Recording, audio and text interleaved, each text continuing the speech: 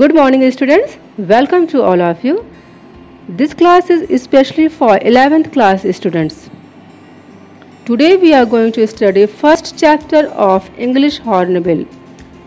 The name of the lesson is The Portrait of a Lady. Portrait means चित्र या तस्वीर, lady means महिला. इस प्रकार से इस लेसन के टाइटल का अर्थ हुआ महिला का चित्र और इसे लिखा है पंजाबी राइटर ने जिनका नाम है खुशवंत सिंह। स्टूडेंट्स, आप इस चैप्टर के फर्स्ट 2 पैराग्राफ्स की स्टडी पिछले वीडियो लेक्चर में कर चुके हैं। Let us start the third paragraph. My grandmother and I were good friends. Students, writer Khushwant Singh ji कहते हैं कि मैं और मेरी दादी अच्छे मित्र थे। My parents left me with when they went to live in the city and we were constantly together. Constantly means बच्चों लगातार।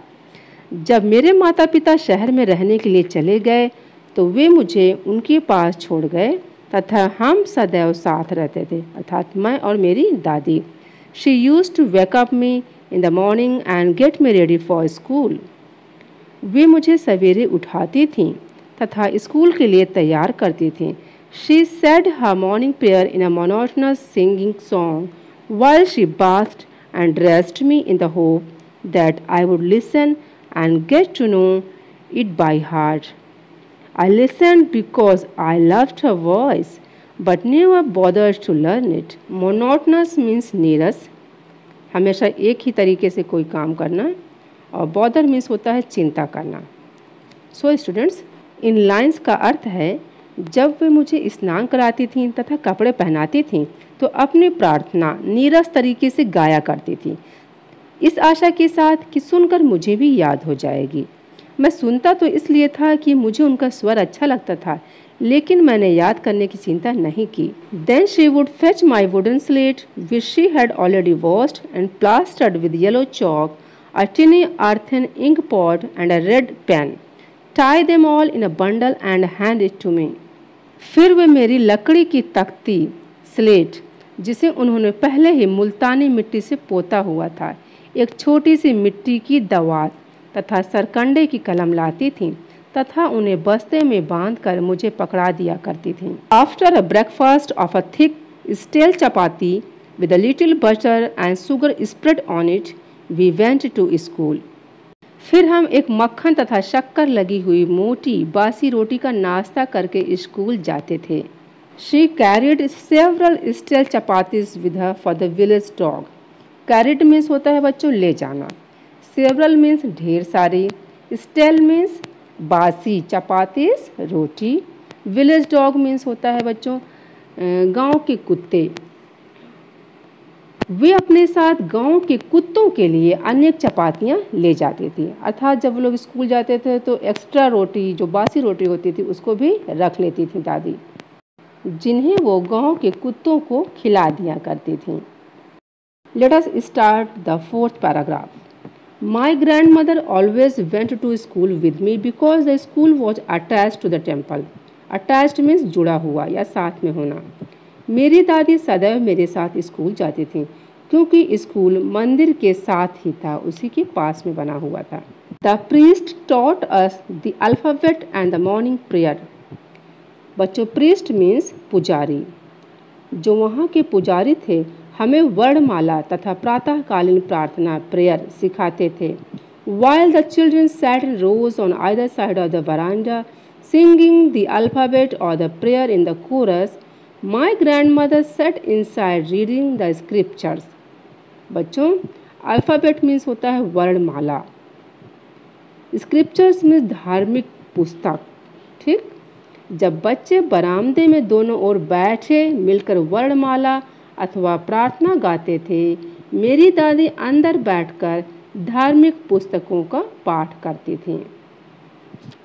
When we had both finished, we would walk back together.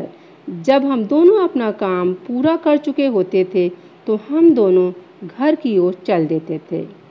This time the village dogs would meet us at the temple door. गांव के कुत्ते हमें मंदिर के द्वार पर मिलते थे। They followed us to our home, growling and fighting with each other for the chapatis we threw to them. Growling means गुर्राना, fighting means लड़ना झगड़ना। हम जिन चपातियों को उनके पास डालते थे, यानी कुत्तों के पास डालते थे, वे उनके लिए लड़ते हुए गुर्राते हुए हमारे पीछे पीछे आते थे। Let us start the 5th paragraph. When my parents were comfortably settled in the city, they sent for us. जब मेरे माता पिता आराम से शहर में बस गए तो उन्होंने हमें बुला लिया। That was a turning point in our friendship. Turning point means मोड़। हमारी मित्रता में यहाँ एक मोड़ आया। Although we shared the same room, my grandmother no longer came to school with me. यद्यपि हम एक ही कमरे में रहते थे, फिर भी मेरी दादी मेरे साथ स्कूल नहीं जाती थी। I used to go to an English school in a motor bus. मैं बस द्वारा अंग्रेजी स्कूल में जाता था। There were no dogs in the streets and she took to feeding sparrows in the country yard of our city house. गली में कुत्ते नहीं थे तथा उन्होंने घर के आंगन में चिड़ियों को खिलाना शुरू कर दिया था। Let us start the 6th paragraph. As the year rolled by, we saw less of each other. ज्यों-ज्यों साल बीतते गए हम एक दूसरे से बहुत कम मिलते थे। For some time she continued to wake me up and get me ready for school. वे कुछ समय तक तो मुझे जगाती रहीं तथा स्कूल के लिए तैयार करती रहीं।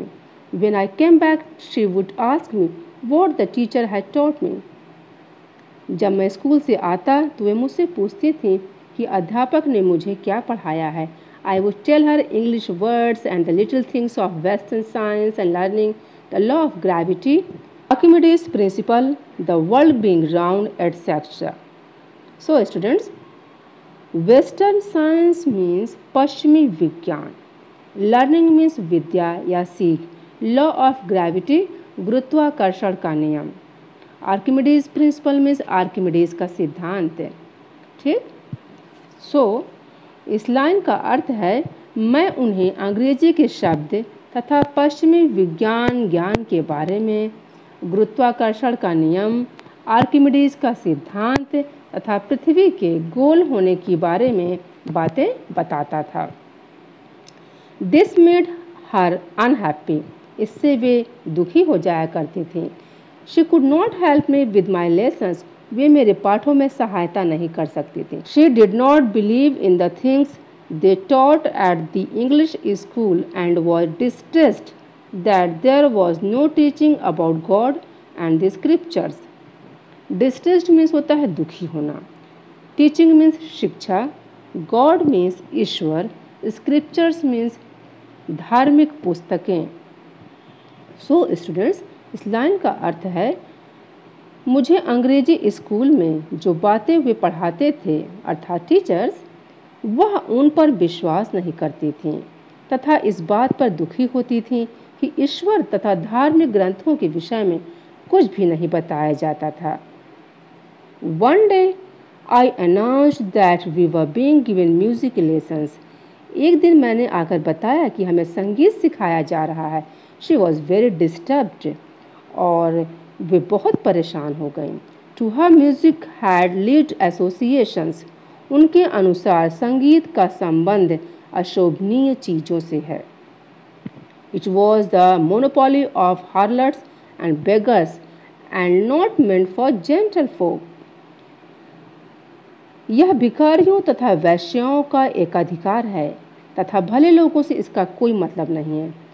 दादी का कहने का मतलब था कि जो संगीत है इसे सिर्फ भिखारी गा सकते हैं या वेश्याएं गा सकती हैं, भले लोग इसे नहीं गाते हैं और इस बात को सोच करके वो दुखी होती थी।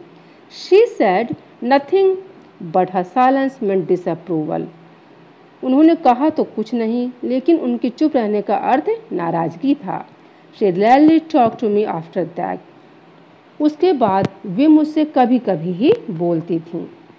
So students, इन पैराग्राफ्स में खुशवंत सिंह जी ने अपनी दादी की आदतों, उनके व्यवहार, उनकी सोच इत्यादि के विषय में कितना सचित्र वर्णन किया है। That's all students. The remaining part of this chapter you will study in the next video lecture. Thank you.